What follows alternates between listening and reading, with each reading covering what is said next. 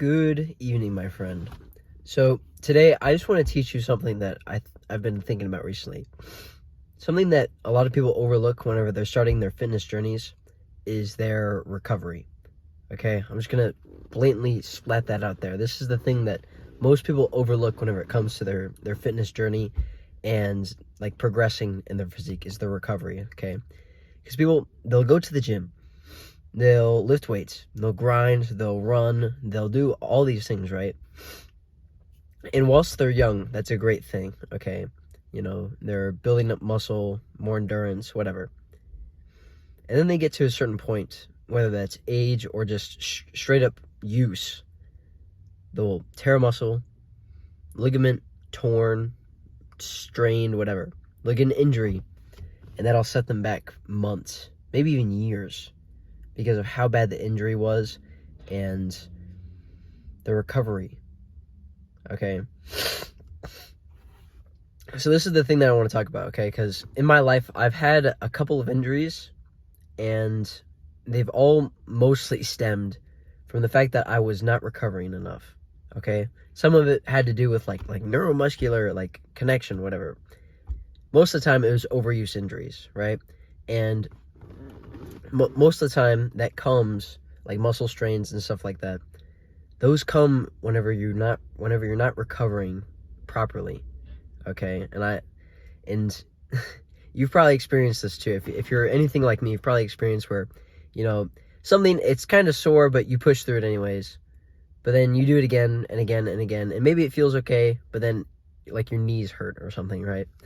That can be a serious problem, to be honest. It can be, right? I'm not saying you should completely stop doing what you're doing, but like you need to heal if you want to continue doing whatever it is, whatever physical activity that you're doing, okay? Because I can tell you from experience, being injured sucks, right? Like critical injuries, like I had a really bad like strain in one of the like the ligaments in my back, set me back for a lot, okay? I was out for like a month doing physical therapy. It was horrible because it got to a point to where it was hard to walk, and that really sucked. Because it was like the last day of school. I remember this, bro. We were walking to, because I was in middle school at the time, right? So the middle school and the high school, they're not connected. And so we had to walk and so I was walking from the middle school to the high school on the last day of school, right? I'm walking, but I'm not really walking. It's just like a it's like a stutter step thing, and it took forever to get from point A to point B. It was bad. Like it was bad because it hurt. It hurt so bad, and it's just like I wasn't able to move.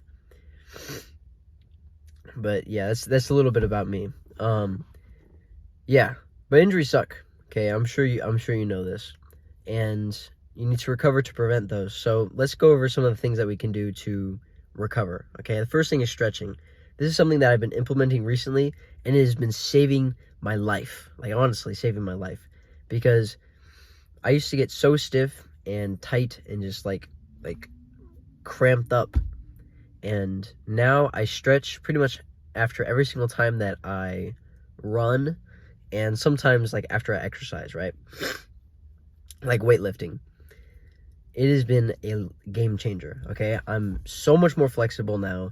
My body doesn't hurt as much. So obviously there's still gonna be soreness there, right?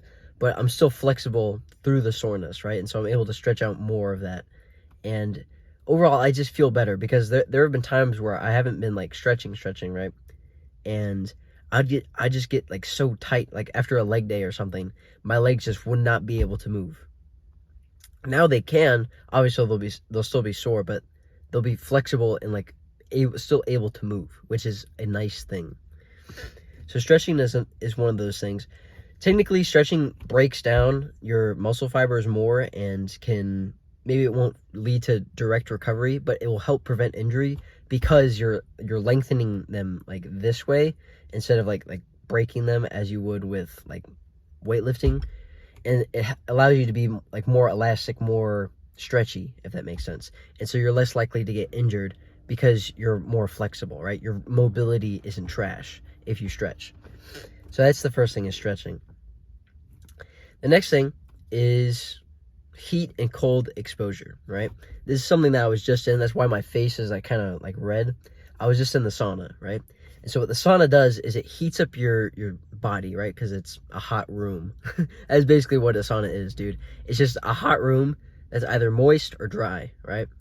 And so I was in the dry sauna, right? And so I was getting toasty. And that what that does is it dilates your blood vessels, and so you get more blood flow circulating out throughout your body, and that allows you to recover faster because whenever you're giving more blood to your cells, basically, they basically have more resources and they can heal faster. That's kind of a bro science explanation for that. And yeah, that's basically sauna in a nutshell. There's lots of benefits to sauna as well. Like you can get some growth hormone benefits, which also help with growth and repair. And what else can you get? You can you sweat a lot, which is good, and you also get it's like a fake cardio workout, if that makes sense. Like it mimics cardio, except it's not like actually taxing on your muscle systems, right? Because like imagine running, your calves kind of hurt, you're like pushing off the ground, and that can be like a lot of force banging on your legs. With the sauna, you can just sit in there and your heart will start pumping faster, like you were doing cardio. Not that it's a replacement, but it's kind of like a secondary if your legs are tired, or you just want some extra cardio on top of stuff, right? It's not a replacement to exercise, but it can be a good add-on. So yeah, that's what I like to do. And the next thing is cold exposure, which basically does the opposite of the sauna. It cools you off. Oh wow, that's crazy, right? Am I right? But basically, you get cold, right? Your blood vessels constrict, and it can also like lower the inflammation inside of your body. This is why a lot of people, they're kind of against cold exposure if you're trying to build muscle. Oh my gosh, oh no, cold exposure is so bad. Like, shut up, bro. As long as you don't do it within like 4 or 5 hours of your training session, of like your hypertrophy like training session, basically like your weightlifting session, as long as you don't do it within 4 hours after, you're good to go. Okay, like you can do it before, you can do it 4 or 5 hours afterwards, and not really like blunt any growth factor, right? My personal recommendation would just be do it like before. And so yeah, that's basically the inflammation part, right? So again, it constricts your blood vessels, but after you get out, you have a compensatory like opening of your blood vessels, so vasodilation again, right? And it makes you feel freaking awesome. It makes you feel like a warrior, okay, after you get out of the freaking like ice cold water. Like there's a couple of videos on my channel where I've been just like sitting in the ice, like talking about stuff. I feel like a beast every single time I hop out of like a cold bath like that. It makes me feel amazing. And I take a cold shower every single morning. And yeah, I'll probably have to make a video on that soon, actually. So yeah, what other ways can we think about recovery? Sleep. All right, that's the final one that we're going to talk about today. Sleep, okay? My sleep has been garbage for the past month or so. And for the past for the past while, right? There have been times where my sleep has been really good, and I've associated that time with great mental health, great physical health, feel great, look great.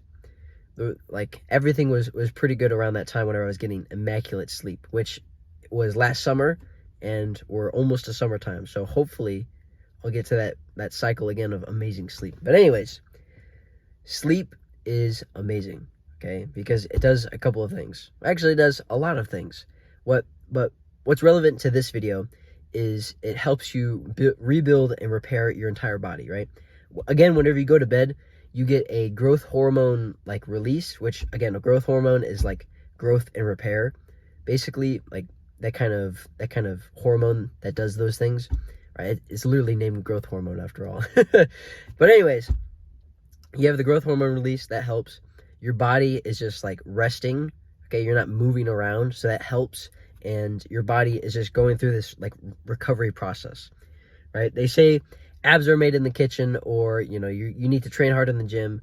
None of that. Okay, well, the training does matter, but abs are made in the kitchen.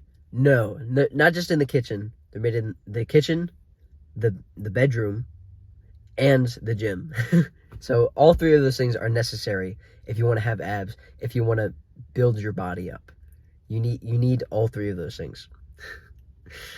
But yeah, sleep is huge. If you don't get enough sleep, there's an increased chance that you're going to get injured. There's an increased chance that you're going to die from bad things. Like, I remember there's a statistic that I think Matthew Walker, he's this like sleep doctor. He said that after like daylight savings time, where we basically like lose an hour of sleep, there's like, I think it was like a 20-something% increased chance of heart disease, like heart attacks, right? Like, that's crazy, bro. And it's all because we lose 1 hour of sleep, right? So that's how crucial this is sleep is like the ultimate recovery thing. And so getting enough sleep is crucial. Getting good quality of sleep is also huge. So some actionable steps for you today. Stretch before you go to bed, right? Have a wind down routine whenever you go to sleep, right? And before you do all that stuff, maybe try a sauna or like a cold shower or even an ice bath if you can. Try that. I would not suggest doing the cold bath right before you go to bed, because that will really wake you up and you need to be tired to go to bed. So do like cold exposure in the morning, do some sauna later in the day, do some stretching before you go to bed, and then make sure you have a good wind down routine, whether that's reading a book, listening to a podcast, writing something, and just like keeping all the lights, the artificial stimulation away from you, keeping that stuff away, and then doing what I like to do to really fall asleep quickly and fall asleep in a really high quality manner is to do like a breathing exercise where I'm just focusing on my breath as I fall asleep. I always get really good sleep every single time that I do that. So I would suggest doing that. And yeah, I think that's all I got. So I hope this video has helped you out, man, because I know what it's like to not feel recovered, to feel rested, recovered. And yeah, it holds I'm going to be honest, it can hold you back big time, right? Like I've experienced this in my own life. I know it holds like elite athletes back. If they don't get enough sleep, they can get injured and then their season's over. It's crazy. So recovery is huge. Recover your body along with all this hard training that you're doing, and you're honestly going to be able to push harder, make more gains, and you're less likely to get injured, which is a great thing. So yeah, I think that's all I got. So if you like what I'm saying, do the YouTube stuff, go subscribe. And if you want my one-to-one like coaching on this specific stuff of building your physique, building your increasing your health, and just living a better life, I'm your guy. Go click the first link down in the description for my one-to-one coaching package, and we can talk about that there. I'll see you in the next one, bro. Be better and have a W day.